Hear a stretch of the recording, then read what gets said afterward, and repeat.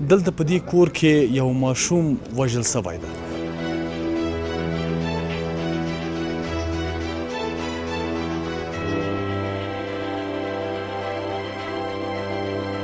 زه نه خښوم، زه دا مړی خښوم خو لا خپل اواز نه خښوم.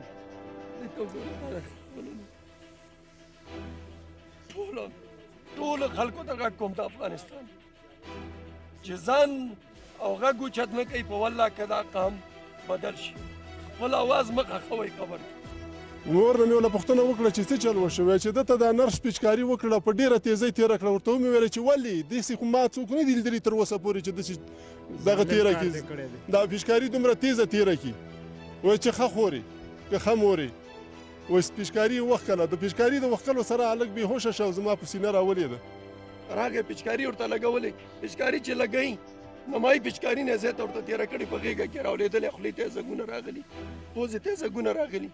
منګه عذر په شکل راغلی او زیاتی شوی دی، ظلم شوی دی. منګه مه شرموئ، خیر دی، سوالزاري کوي. نور د ویلو دپاره هېڅ نه لرم. دا تور ته وګوره دې ته. آیا دا یو انسان د زړه تکلیف ولري، د ګردې تکلیف ولري، د دماغو تکلیف چې روغ رمټ چې بېوې په خپلو خپو باندې روان